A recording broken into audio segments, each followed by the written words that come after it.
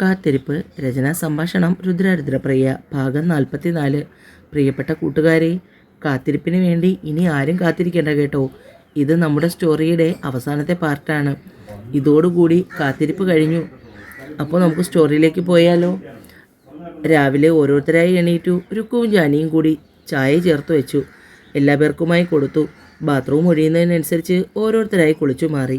ഗിരിയും ശിവയും കൂടി രുദ്രനും സോപ്പും എടുത്തുകൊണ്ട് അടുത്തുള്ള തോട്ടിലേക്ക് പോയി മുങ്ങിക്കുളിക്കാൻ. നിതയും ജാനിയും രുക്കുവും എല്ലാം കുളിച്ചിറങ്ങി. അപ്പൂട്ടനെ കുളിപ്പിക്കാൻ ജാനി കയറിയിട്ടുണ്ട്. അപ്പൂട്ടനുമായി മൽപ്പിടുത്തത്തിലാണ്. ഒടുവിൽ അംഗം കഴിഞ്ഞ പോലെ പുറത്തേക്ക് ഇറങ്ങി വന്നു. അപ്പോഴേക്കും അവളും പകുതി കുളി കഴിഞ്ഞ മട്ടായി. ആശയും ശ്യാമയും ഉണ്ണിയും ഒക്കെ എത്തിയിട്ടുണ്ട്. എല്ലാത്തിനും രുദ്രൻ്റെ ഒപ്പം അളിയാന്ന് വിളിച്ച് കൂടെ നടക്കുന്നുണ്ട് ഉണ്ണി. ഇപ്പോൾ ഗിരിയുമുണ്ട് അളിയൻ സ്ഥാനത്ത്. രുക്കു ബ്യൂട്ടീഷ്യൻ വേണ്ടെന്ന് നിർബന്ധം പറഞ്ഞിരുന്നു. അതുകൊണ്ട് തന്നെ നിത അക്കാര്യം ഏറ്റെടുത്തു. രുക്കു പറഞ്ഞത് വകവയ്ക്കാതെ അവളെ ഒരുക്കാൻ തുടങ്ങി. മിനുക്കുപണി കഴിഞ്ഞപ്പോൾ പ്രഭ വന്നു. പീച്ച് കളറിൽ ഗോൾഡൻ വർക്ക് ചെയ്ത് ഭംഗിയാക്കിയതായിരുന്നു വിവാഹ സാരി. കയ്യിലിരുന്ന ആഭരണപ്പെട്ടി അത് രുക്കുവിൻ്റെ കയ്യിൽ ബലമായി വെച്ചു കൊടുത്തു. ഇതൊക്കെ മോൾക്കുള്ളതാണ്, ഞാൻ തരുന്നതല്ല. രുദ്രൻ അവൻ തരുന്നതാണ്. അവൻ്റെ പെങ്ങൾക്ക്. സ്ഥാനം കൊണ്ട് അനിയനാണെങ്കിലും പ്രായം കൊണ്ട് അവൻ നിൻ്റെ ഏട്ടനാണ്. മോൾ ഇതെല്ലാം അണിഞ്ഞു വേണം ഇറങ്ങാൻ. അച്ഛൻ്റെ ആത്മാവ് ഇത് കണ്ടിപ്പോൾ സന്തോഷിക്കുന്നുണ്ടാവും. ജാനിക്ക് അത് കണ്ട് സന്തോഷം തോന്നി. ആഭരണങ്ങൾ കൂടി അണിഞ്ഞപ്പോൾ രുക്കു 10 മടങ്ങ് പ്രഭ ചുരിഞ്ഞു നിന്നു. അമ്മയുടെ മുറിയിൽ ചെന്ന് കാൽക്കൽ തൊട്ട് നമസ്കരിച്ചു. അച്ഛൻ്റെ ഫോട്ടോയ്ക്ക് മുന്നിൽ നിൽക്കുമ്പോൾ കണ്ണുകൾ നിറഞ്ഞു തൂവി. പ്രഭയുടെ അനുഗ്രഹം വാങ്ങിയാണ് രുക്കു കാറിൽ കയറിയത്. പീക്കോക്ക് ഗ്രീൻ സാരിയും അതിന് മാച്ചായ മിതമായ ആഭരണങ്ങളും ധരിച്ചാണ് ജാനി ഒരുങ്ങിയത്. സമൃദ്ധമായ മുടി അഴിച്ചിട്ട് ഭംഗിയായി പൂവ് വെച്ചിരുന്നു. അപ്പൂട്ടനും രുദ്രനും സാരിയുടെ മാച്ച് ഷർട്ടും കുഞ്ഞിച്ചക്കന് മുണ്ടുടുപ്പിച്ച് കൊടുത്തിട്ടുണ്ട്. നിത തളിർ ഇല നിറത്തിലുള്ള സാരിയും മാച്ച് സ്ലീവ്ലെസ് ബ്ലൗസും. മുടി മുഴുവൻ ഒരു സൈഡിൽ ചേർത്ത് ബൺ വെച്ചു. അതിൽ നിറയെ മുല്ലപ്പൂ ചുറ്റി. കുറച്ചു മേക്കപ്പും ചുണ്ടിൽ റെഡ് ലിപ്സ്റ്റിക്ക് കട്ടിയായി ഇട്ടിട്ടുണ്ട്. അവളുടെ സാരിയുടെ അതേ കളറാണ് ശിവയുടെ വേഷം. ഡ്രസ് കോഡ് നേരത്തെ തന്നെ ഓരോരുത്തരായി ആലോചിച്ച് തീരുമാനിച്ചിരുന്നു. ഒരുക്കം കഴിഞ്ഞിറങ്ങി വരുമ്പോൾ ജാനിയിൽ എന്തോ കുറവ് രുദ്രന് തോന്നി. പെട്ടെന്നാണ് ജാനിയെയും കൂട്ടി തിരികെ റൂമിലേക്ക് പോയത്. സിന്ദൂരം അവളുടെ നിറകിൽ ചാർത്തി കൊടുത്തു. ബ്ലൗസിൻ്റെ ഉള്ളിൽ ഒളിപ്പിച്ചിരുന്ന താലിമാല പുറത്തേക്കെടുത്ത് സാരിക്ക് പുറത്തിട്ടു. ഇനിയും ഇത് മറഞ്ഞു കിടക്കേണ്ട, ഇതിനും അവകാശിയുണ്ട്. അന്നും ഇന്നും എന്നും. അവളെ ചേർത്ത് പിടിച്ച് നിറകിൽ ചുണ്ടു ചേർത്തു. ആഹാ, ഇവിടെ റൊമാൻസിച്ച് നിൽക്കുകയാണോ? നിങ്ങൾക്കിനി ഈ സമയമുണ്ട്. അവരെ കെട്ടിച്ചു കൊടുക്കണ്ടേ? ശിവയുടെ കളിയാക്കലിൽ രണ്ടുപേരും അകന്നു മാറി. പിന്നെ വേഗം കാറിൽ കയറി. ആദ്യം രജിസ്റ്റർ ഓഫീസിലേക്കായിരുന്നു പോയത്. ഗിരിയും വസന്തയും പിന്നെ കുറച്ച് ബന്ധുക്കളും കൂടി ഉണ്ടായിരുന്നു രജിസ്റ്റർ ഓഫീസിൽ. രുക്കുവിനെ കണ്ടപ്പോൾ വസന്തയുടെ മുഖം വിടർന്നു. ഗിരിയുടെ നോട്ടം രുക്കുവിൻ്റെ കണ്ണുകളിൽ ഉടക്കിയതും അവൾ വേഗം നോട്ടം മാറ്റിക്കളഞ്ഞു. നേരെ രജിസ്റ്റർ ഓഫീസിൽ കയറി രണ്ടുപേരും ഒപ്പുവെച്ചു. അതിനുശേഷം അടുത്തുള്ള അമ്പലത്തിൽ വെച്ചൊരു താലികെട്ട്. ഗിരിയുടെ താലി കഴുത്തിലേറുമ്പോൾ രുക്കുവിൻ്റെ കണ്ണ് നിറഞ്ഞു. ഒപ്പം ജാനിയുടെയും. അച്ഛൻ ഒരുപാട് ആഗ്രഹിച്ചിരുന്ന നിമിഷമായിരുന്നു അത്. അതിൻ്റെ വേദനയായിരുന്നു ഇരുവർക്കും. അമ്പലത്തിനടുത്തുള്ള ഹാളിൽ തന്നെ ചെറിയൊരു സദ്യ ഏർപ്പാട് ചെയ്തു. വിവാഹം കഴിഞ്ഞ് രണ്ടുപേരും അങ്ങോട്ടേക്ക് പോയി. എല്ലാവരും സദ്യവട്ടവും ഫോട്ടോഷൂട്ടും ഒക്കെ കഴിഞ്ഞപ്പോൾ പുറപ്പെടാനുള്ള സമയമായി. രുക്ക് ജാനിയെ കെട്ടിപ്പിടിച്ച് കരച്ചിലായിരുന്നു. അപ്പൂട്ടൻ വിട്ടുപിരിയുന്നതിലും രുക്കുവിന് വലിയ വിഷമമായിരുന്നു. കാരണം പ്രസവിച്ച അന്നു മുതൽ സ്വന്തം മകനെ പോലെയാണ് അവനെ നോക്കിയത്. ജാനിയേക്കാളും അപ്പൂട്ടൻ രുക്കുവിനോടാണ് അടുപ്പം. അവരുടെ ആ സ്നേഹപ്രകടനം കണ്ടപ്പോൾ എല്ലാവരുടെയും കണ്ണ് നിറഞ്ഞു. ഒരുവിധം സമാധാനപ്പെടുത്തിയാണ് രുക്കുവിനെ കാറിൽ കയറ്റിയത്. കാർ കണ്ണിൽ നിന്നും മറയുന്നത് വരെ ജാനി നോക്കി നിന്നു. 3 വർഷം തങ്ങൾ കുടിച്ച കണ്ണുനീർ പുഴയും നീന്തി കയറിയ കഷ്ടപ്പാടും സഹിച്ച അപമാനവും എല്ലാത്തിനും താങ്ങായി ചേച്ചി മാത്രം. അമ്മയെയും തന്നെയും കുഞ്ഞിനെയും നോക്കാൻ അവൾ പെട്ട പാട്.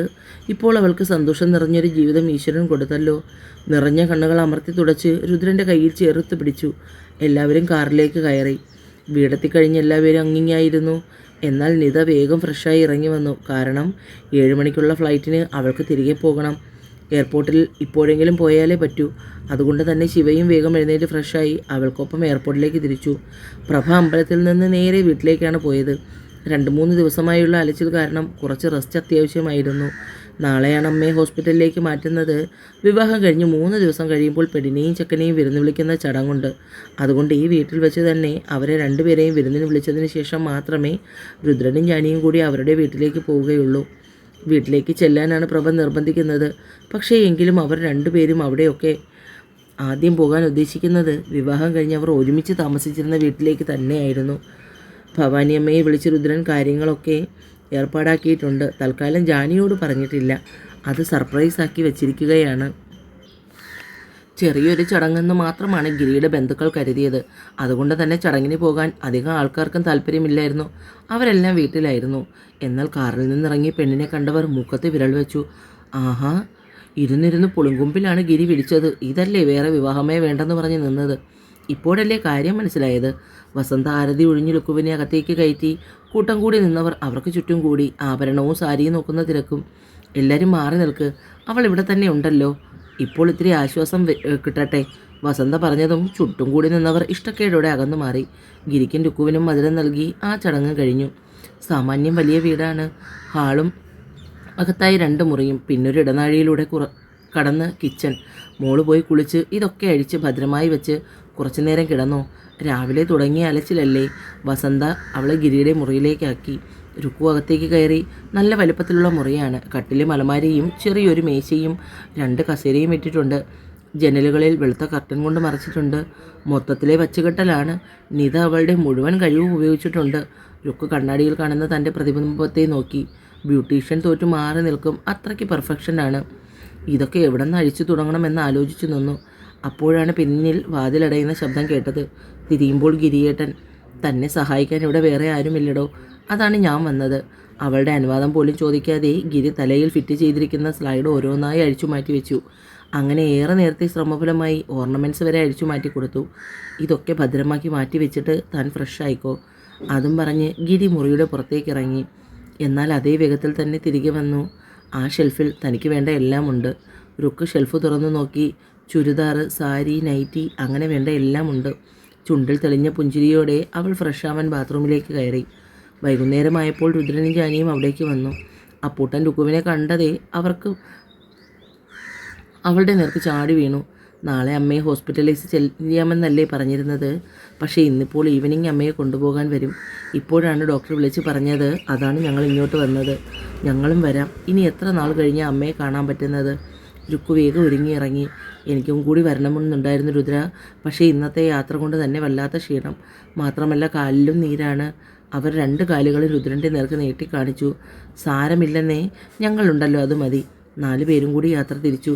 വീടെത്തി അമ്മയെ ഡ്രസ്സ് ചേഞ്ച് ചെയ്ത് ബാക്കിയുള്ള ഡോക്യുമെൻറ്റ്സ് എല്ലാം എടുത്തു. അമ്മ. രുക്കുവിൻ്റെ ഇടറിയ ഒച്ച കേട്ട് രേണു കണ്ണ് വലിച്ചു തുറന്നു. അവളുടെ നെറുകയിലെ സിന്ദൂരവും കഴുത്തിലെ താലിയും നോക്കി. ചുണ്ടു വിതുമ്പുന്നതും കണ്ണ് നിറയുന്നതും നോക്കി രുക്കുവും ജാനിയും. പുതിയ ഹോസ്പിറ്റലിലേക്ക് ഇന്ന് മാറ്റും. ആരെയും കൂടെ നിർത്തില്ല, കാണാനും അനുവദിക്കില്ല. അതുകൊണ്ട് അമ്മ വിഷമിക്കാതെ പോയി വരണം. പൂർണ്ണ ആരോഗ്യത്തോടെ അമ്മ മടങ്ങി വരുന്നത് കാത്ത് ഞങ്ങളിരിക്കും. അമ്മയുടെ കൈ പൊതിഞ്ഞു പിടിച്ച് ജാനിയും രുക്കുവും അത്രയും പറഞ്ഞു. പുറത്ത് ആംബുലൻസ് വന്നു. രുദ്രനും ഗിരിയും ചേർന്നാണ് അമ്മയെ ആംബുലൻസിൽ കയറ്റിയത്. ആംബുലൻസിൻ്റെ പിന്നാലെ അവരുടെ കാറും. ആശ്രമമാണോ ഹോസ്പിറ്റലാണോ എന്നൊരു സംശയം തോന്നും. അങ്ങനെ ഒരു അന്തരീക്ഷം. യോഗ ഹാൾ, കളരി, വായനാമുറി, പ്രയർ ഹാൾ, അങ്ങനെയുള്ള ഒരിടം. അമ്മയെ പ്രധാന വാതിലിലൂടെ അകത്തേക്ക് കയറ്റി. പ്രായം 60-ന് മേലെയാകും. കാവ്യമുണ്ടും അതിൻ്റെ തന്നെ ജുബയും കയ്യിലും കഴുത്തിലും രുദ്രാക്ഷത്തിൻ്റെ വലിയ മാലകളുമിട്ട് അമ്മയുമായി ചെല്ലുമ്പോൾ വീഡിയോ കോൺഫറൻസിലാണ് ആള്.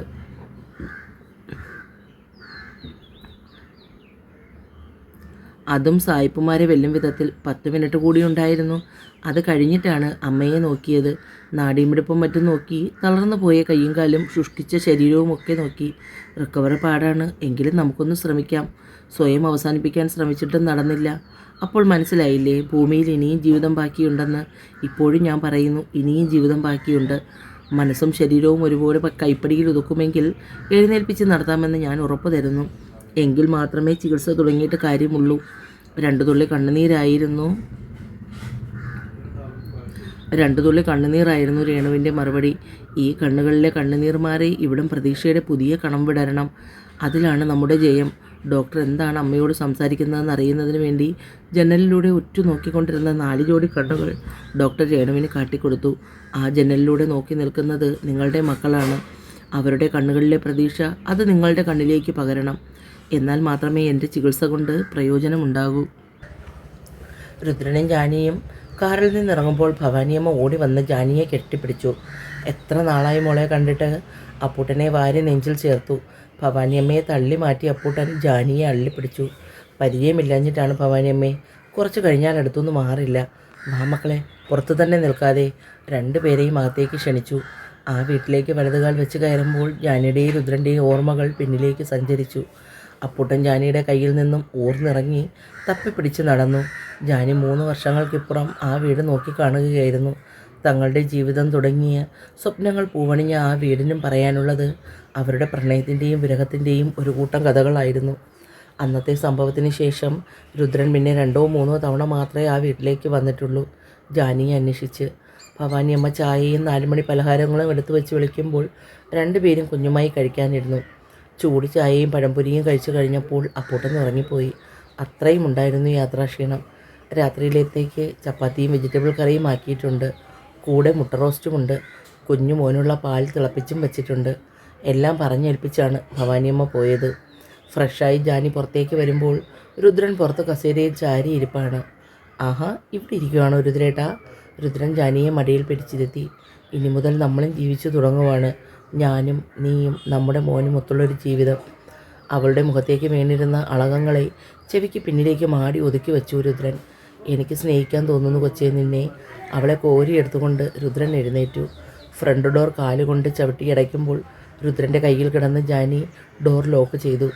ജാനിയെയും കൊണ്ട് റൂമിലേക്ക് ചെന്ന് അവളെ ബെഡിൽ കിടത്തി അടുത്തേക്ക് കയറി കിടന്നു. നാളുകളായി മനസ്സിലടക്കി നിർത്തിയിരുന്ന വികാരങ്ങൾ ഇരുവരിലും തിളച്ചു മറിഞ്ഞു. ഭ്രാന്തമായ ചുംബനങ്ങളും ആലിംഗനവും കൊണ്ട് ഇരുവരും മത്സരിച്ചു. ഒടുവിൽ ഇരുവരുടെയും വിയർപ്പുതുള്ളികൾ വരെ ഒന്നായി തീർന്നു.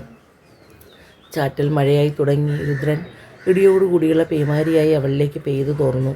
പുതപ്പിനുള്ളിൽ പരസ്പരം കെട്ടിപ്പുണർന്ന് കിടക്കുമ്പോൾ ഇരുവരും കഴിഞ്ഞുപോയ ചില നല്ല നിമിഷങ്ങളുടെ ഓർമ്മയിലായിരുന്നു.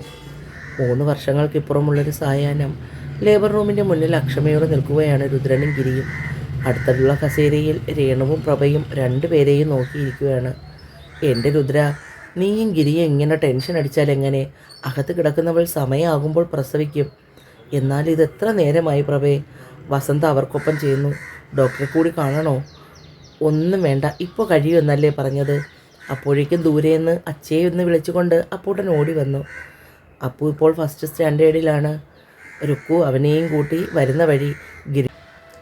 ഗിരിയുടെ കയ്യിലിരിക്കുന്ന 2 വയസ്സുകാരൻ അക്കു അപ്പുവിൻ്റെ നേർക്ക് ചാടി. ചേട്ടൻ്റെ പൊന്നെ. അക്കുവിനെ ഗിരി താഴ്ത്തി കൊടുത്തപ്പോൾ അപ്പു അവനെ ചുറ്റിപ്പിടിച്ചു. എന്തായി രുദ്ര, ഡോക്ടർ എന്ത് പറഞ്ഞു? ഇതുവരെ ഒന്നും പറഞ്ഞില്ല. അപ്പോഴേക്കും ലേബർ റൂമിൻ്റെ വാതിൽ തുറന്ന് നഴ്സ് പുറത്തേക്ക് വന്നു. വെള്ള തുണിയിൽ പൊതിഞ്ഞ കുഞ്ഞുമായി. ഡെലിവറി കഴിഞ്ഞു, മോളാണ്. 2 അമ്മമാരും ചേർന്ന് രുദ്രനോട് മോളെ വാങ്ങാൻ പറഞ്ഞു. അപ്പൂട്ടൻ്റെ കാര്യത്തിൽ കഴിയാത്തതെല്ലാം രുദ്രൻ ഇപ്പോൾ സ്വന്തമാക്കുവാണ്. അച്ഛനും മോനും കൂടി കുഞ്ഞു പെണ്ണിനെ വാങ്ങി. അപ്പൂട്ടൻ കുഞ്ഞിൻ്റെ കവിളിൽ പതിയെ തൊട്ടു. രുദ്രൻ ചുണ്ടു ചേർത്തു നിറകിൽ. എല്ലാവരും കുഞ്ഞുപെണ്ണിനെ കൊതിതീരെ നോക്കി നിന്നു. സിസ്റ്റർ, എൻ്റെ ജാനി വൈകുന്നേരം റൂമിലേക്ക് ഷിഫ്റ്റ് ചെയ്യും. ഗിരിയും രുക്കുവിനും കൂടി അക്കുമോൻ എന്ന് വിളിക്കുന്ന അക്ഷയ് മാത്രമേ ഉള്ളൂ. പ്രസവശേഷം 1 വർഷം കഴിഞ്ഞ് ചില കോംപ്ലിക്കേഷൻ കാരണം യൂട്രസ് റിമൂവ് ചെയ്തു. അന്നത്തെ ചികിത്സ നല്ലവണ്ണം ഭരിച്ചു. അതോടെ രേണു പതിയെ പുരോഗമിച്ചു. ഇപ്പോൾ 6 മാസമായിട്ടേ ഉള്ളൂ എഴുന്നേറ്റ് നടക്കാൻ തുടങ്ങിയിട്ട്. രേണു ഇപ്പോൾ രുക്കുവിൻ്റെയും ജാനിയുടെയും കൂടെ മാറി മാറി നിൽക്കും. ഇടയ്ക്ക് എല്ലാവരും ഒരുമിച്ച് കുടുംബ വീട്ടിൽ ഒത്തുകൂടും. ശിവ ഇപ്പോൾ നിതയുമായി ചേർന്ന് വിദേശത്ത് ബിസിനസ്സാണ് ചെയ്യുന്നത്. അതുകൊണ്ട് തന്നെ രുദ്രൻ ഗിരിയെ കൂടെ കൂട്ടി. ഇപ്പോൾ 2 പേരും ബിസിനസ് പാർട്ട്നേഴ്സാണ്. ജാനിയെ റൂമിലേക്ക് മാറ്റുമ്പോൾ എല്ലാവരും കൂടെ തന്നെ ഉണ്ടായിരുന്നു.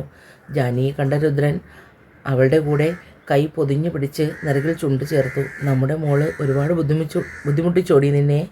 ജാനി ഇല്ലെന്ന് തലകുലുക്കി. ഇന്നാണ് കുഞ്ഞിൻ്റെ നൂലുകെട്ട് ചടങ്ങ്. രുക്കുവാണ് ജാനിയുടെയും കുഞ്ഞിൻ്റെയും കാര്യമൊക്കെ നോക്കുന്നത്. രാവിലെ തന്നെ കുഞ്ഞുപെണ്ണിനെ ഒരുക്കി റെഡിയാക്കി ജാനിയുടെ കയ്യിൽ കൊടുത്തു. സമയമായപ്പോൾ രുദ്രനും അപ്പൂട്ടനും ചേർന്നാണ് കുഞ്ഞുപെണ്ണിനെ ചരട് കെട്ടിയത്. അപ്പൂട്ടൻ അധികാരഭാവത്തിൽ നിൽക്കുവാണ്. കുഞ്ഞിൻ്റെ ചെവിയിൽ രുദ്രൻ പേര് ചൊല്ലി വിളിച്ചു. ആർദ്ര രുദ്രാഷ് മഹാദേവൻ. പിന്നെ നമ്മുടെ അപ്പൂട്ടൻ്റെ കാതിലും പേര് ചൊല്ലി വിളിച്ചു. അദ്രി രുദ്രാഷ് മഹാദേവൻ. അങ്ങനെ നമ്മുടെ കഥയിന്ന് ഇവിടെ പൂർത്തിയായി കേട്ടോ. ഇനിയൊരു കാത്തിരിപ്പില്ല. ഇതുവരെ കൂടെ വന്ന എല്ലാവരോടും ഒരുപാട് സ്നേഹം. ഈ അവസാനത്തെ പാർട്ടിലെങ്കിലും എല്ലാവരും എനിക്ക് വേണ്ടി ഒരു വരി പറയുമല്ലോ. നിറയെ സ്നേഹത്തോടെ രുദ്ര. പുതിയ കഥ നാളെ സ്റ്റാർട്ട് ചെയ്യും കേട്ടോ. എൻ്റെ അവതരണമൊന്നും അത്രയും നല്ലതല്ല പിള്ളാരെ.